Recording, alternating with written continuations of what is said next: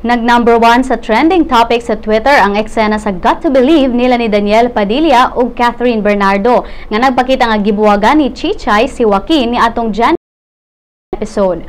Ang maong emosyonal nga episode kabahin sa pagtukmod ni Chichay palayo ni Joaquin dungan sa pag-ingon nga wala na siya mahigugman niini usa ka paagi aron nga mapugos si Joaquin nga mobiyahe sa laing nasod aron maoperahan ang iyang ulo.